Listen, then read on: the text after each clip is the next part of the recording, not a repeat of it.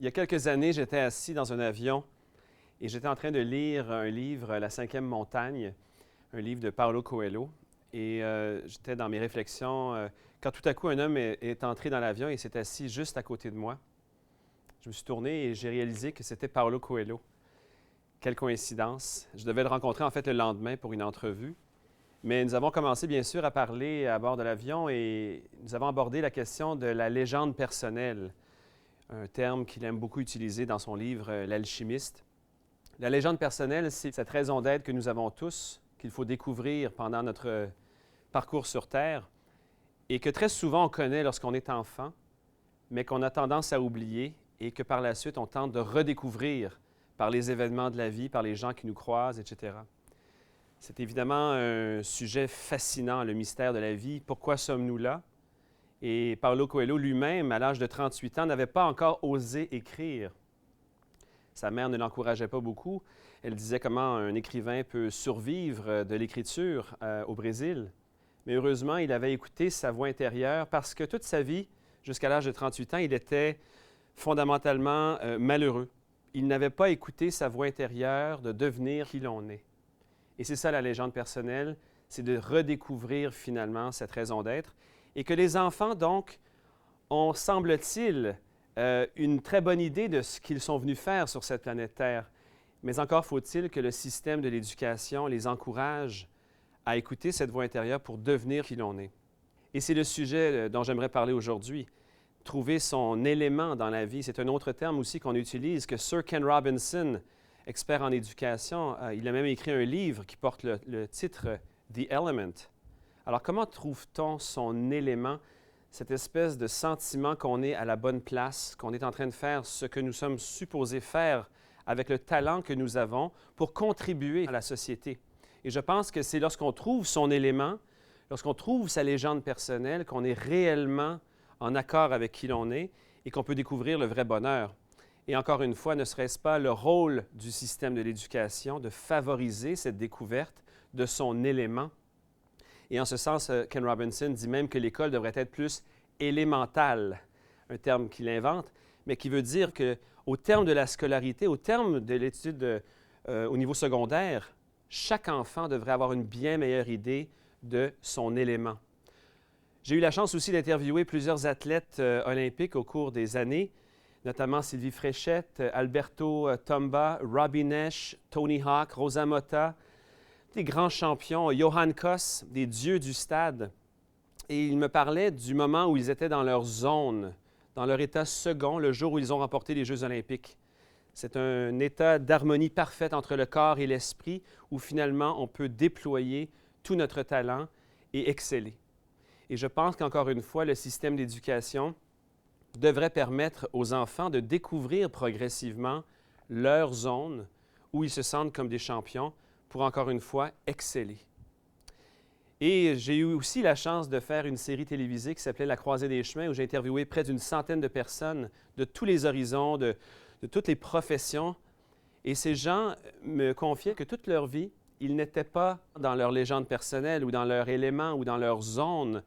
Ils étaient à côté, finalement, de qui ils étaient réellement. La psychologue Rose-Marie Charret parle de la toute petite poupée russe. La plus petite des poupées russes, vous savez, celle qui est incassable. Eh bien, c'est ça le noyau de qui l'on est vraiment. Et ces gens ont dû traverser une croisée des chemins, un événement qui a changé le cours de leur vie pour finalement oser devenir qui ils étaient. Mais le système d'éducation ne pourrait-il pas prévoir le coup et favoriser justement ces découvertes tôt dans la vie, chez les enfants, pour qu'ils puissent découvrir cette petite poupée russe? Alors, comment parvient-on à atteindre cette légende personnelle ou cette petite poupée russe? Je pense que si l'on parle le même langage que les enfants, on va augmenter les chances d'y arriver. C'est comme un peu deux walkie-talkies, vous savez, il faut être sur la même fréquence pour qu'on puisse s'entendre l'un et l'autre. Eh bien, les enfants, c'est au niveau de la créativité qu'ils sont très réceptifs. Et cette créativité, il faut l'entretenir. Et je pense que toutes les matières scolaires que l'on enseigne peuvent être enseignées à ce niveau-là, au niveau de la créativité. Prenez par exemple un projet en géographie où l'on aurait à enseigner les capitales et les provinces du Canada. On peut très bien forcer l'information dans le cerveau des enfants, mais si par exemple on leur disait Vous allez faire une tournée pan-canadienne où vous allez déployer vos talents. Peut-être est-ce une tournée canadienne pour participer au niveau d'une compétition sportive. Peut-être est-ce une tournée d'humoristes que vous allez faire. Peut-être est-ce une tournée canadienne pour explorer les plus grandes entreprises du pays. Peut-être est-ce une tournée canadienne pour partir à la conquête ou à la recherche plutôt des grands musées canadiens. Vous savez, si vous donnez un objectif comme celui-là à un enfant, automatiquement, il se plonge dans son intérieur et se développe et se projette déjà dans l'avenir avec une vision de ce qu'il ou elle peut devenir. Et en ce faisant, bien sûr, l'enfant aura la possibilité de découvrir les provinces et les capitales canadiennes, mais il aura eu la chance de déjà développer cette vision et se projeter dans l'avenir.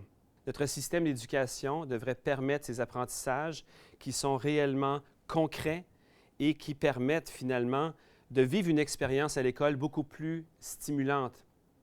Et si l'enfant pense et perçoit l'école différemment, comme un endroit où l'on encourage la découverte de soi et qu'il pourra vraiment s'exprimer au niveau créatif par rapport à ses intérêts, tout en apprenant bien sûr le curriculum, le fait que la perception ait changé, l'école est un endroit où l'on découvre qui l'on est, l'enfant aura beaucoup plus de motivation à venir en classe et, n'est-ce pas ce qu'on recherche comme système d'éducation, d'augmenter la motivation des enfants et favoriser l'apprentissage pour que, au final, les enfants aient retenu davantage de ce qu'il faut apprendre, bien sûr, pour cheminer dans la vie. Mais nous ne sommes pas tous à la recherche de devenir des actuaires. Donc, les connaissances en mathématiques ne sont pas aussi importantes pour tous les enfants. Et nous ne sommes pas tous non plus à la recherche d'un diplôme de doctorat en littérature française pour peut-être devenir un enseignant au niveau du français. Alors, respectons l'unicité de chaque enfant et pour triompher tous ensemble, collectivement dans la société, nous avons besoin que chaque enfant découvre ce talent unique qu'il habite pour aider les autres.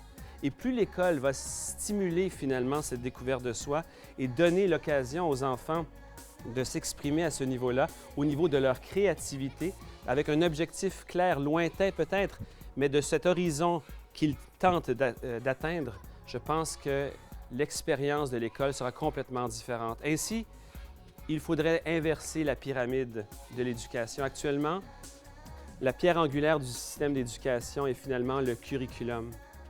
Si on inverse la pyramide, on retrouverait comme pierre angulaire la découverte de soi. Et à la base, le curriculum, un peu comme un buffet, on a besoin d'un peu de mathématiques, on a besoin un peu de français, de connaissances générales en histoire, en géographie et en sciences.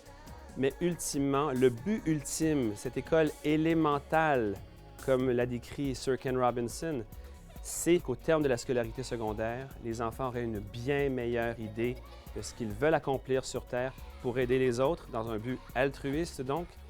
Et je pense qu'à ce moment-là, notre système d'éducation favorisera la découverte de la légende personnelle, la découverte de son élément, de la petite poupée russe et de sa mission dans la vie. Merci.